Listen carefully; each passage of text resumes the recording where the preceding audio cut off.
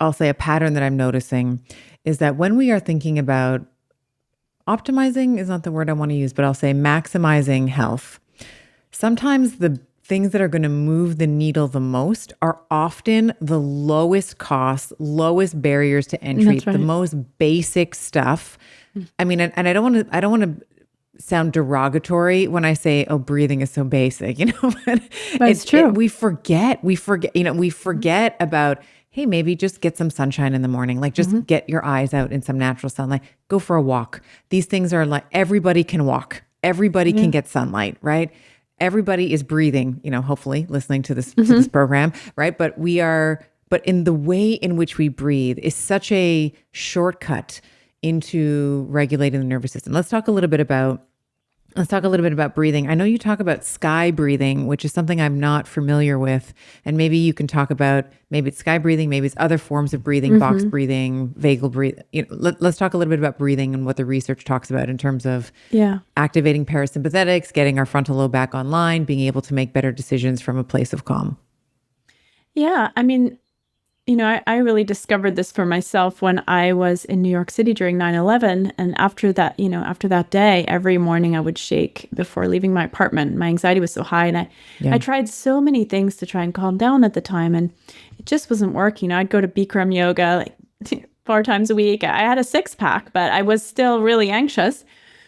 And it wasn't until I walked into a breathing class and learned this technique called sky breath meditation. It's offered through a nonprofit that's originally from India called Art of Living, based in the yoga tradition. And that it stabilized my nervous system and I could move on. And I succeeded in grad school and my jobs and everything. And I thought, wow, this is great. And so I just continued practicing that. And then 10 years later, I was working with combat veterans with post-traumatic stress. And I was watching how the studies with meditation, mindfulness were not working so well, and others think some therapeutic and pharmaceutical interventions were just not working for some of the veterans. And I thought, God, there's so many of them that are falling through the cracks, and they're self-medicating with alcohol and weed and so forth. And I thought, let's just do a study with that breathing practice and see if it can help the way it helped me. And it was really the most moving research study I've ever run, because the veterans, after they said things like, "Thank you for giving me my life back," like their anxiety normalized. So in terms of post-traumatic stress, oftentimes it's as if your sympathetic is always activated, or you're unable to sleep, you're unable to function, your cognitive abilities decline, your anger is very easily triggered and so forth. And we found that their anxiety normalized, not only, when in the paper forms, the anxiety questionnaires, but also physiologically, when we put them in sort of an anxiety producing environment, we noticed that their startle response significantly decreased, in line with what they reported. So that was really, really interesting to see. And we recently replicated it with the Palo Alto Veterans Hospital.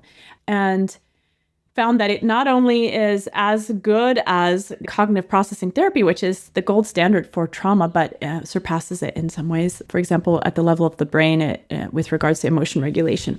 So, I just have found this to be really interesting. And then we've also run a study with Yale undergraduates. Over the course of a semester, undergraduates tend to have declines in mental health, especially at Yale.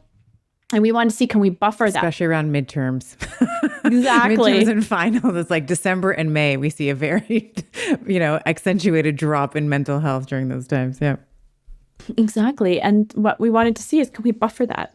Can we somehow create resilience? And so we tested 3 different interventions. One was the sky breath meditation, one was mindfulness-based stress reduction, and one was emotional intelligence, and one was a control group. And we found that by far the breathing practice had the most benefit. And we think that's because it's not just it's not just at the level of the mind. You're conditioning the nervous system to be in a place of greater parasympathetic tone. And some colleagues at Harvard replicated this study and put people in stressful situations and found that those who had done the breathing program had less of a stress response in a stressful situation. So I don't know. I often think about it as, we go to the gym to condition our muscles so we can be stronger for life. And doing a practice like the sky breath meditation conditions your nervous system. So when you go out into the world, you're more resilient. Yeah.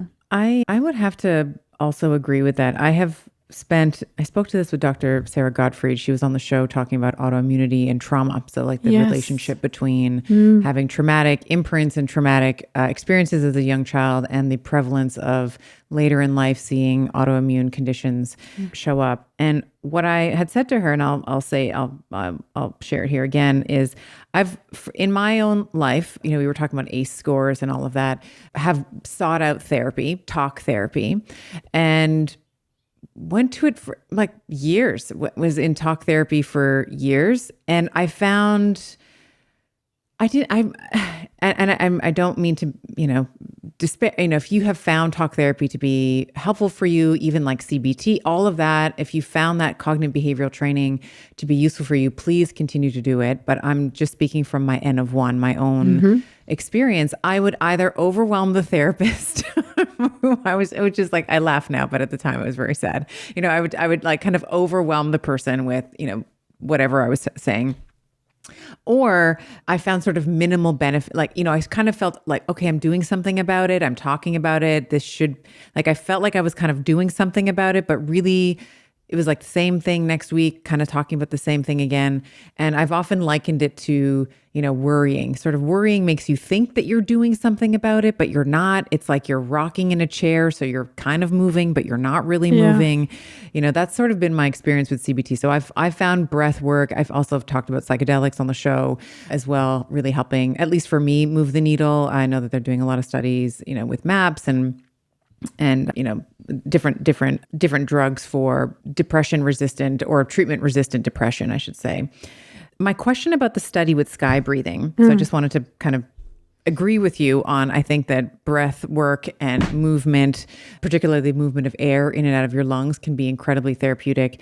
My question is was there ever studies that were done that was there any other breath work like I know there's holotropic breathing, there's box breathing, was it just the sky breathing that was looked at? And I'm not familiar with what sky breathing is, so maybe this is a redundant question, but has there ever been studies that have looked at different types of breathing practices and then what have been the outcomes in terms of those? Or maybe that study hasn't been done yet. What are your thoughts? Yeah, no, there are studies on different types of breathing. So the sky breath meditation is a breathing protocol. There's several different pranayamas, which are different yoga practices. And then there's a cyclical breathing. So it's like a package that you learn over several days. But there have been more studies on very simple practices like box breathing, like breathing while you're extending your exhales, breathing in and then breathing out for like twice as long, and different pranayamas too, that have all been shown to have benefit. But mostly it's these short in the moment practices that have been looked at that I know of. And we looked at the longer protocol simply because to look at its impact on trauma specifically and sort of stress resilience. Because what I think is that the shorter breathing practices are very, very powerful in the moment. And they are tools to use in the moment. For example, my husband's friend Jake was in a roadside bomb in a Humvee going across Afghanistan. And in the moment after the explosion, he saw his legs were very, very severely injured. And, most people would fall unconscious at that moment. But he went right into the box breathing. And as he did that, he was able to regain the ability to have access to his frontal lobe processes. He was able to think rationally as opposed to falling unconscious right away. And that helped him, do his first active duty, which was to check on the other service members. It gave him the presence of mind to do his second active duty, which was to give orders to call for help. And it even gave him the presence of mind to tourniquet his own legs and prop them upward. And then he was, urgently transported to Germany and Walter Reed, and he was told if he had not done these things, he would have died that day. So I think of these shorter breathing practices as in-the-moment tools for right here, right now. How can I get myself back online? How can I get myself back centered? How can I think clearly again? And in that way, they're extremely helpful.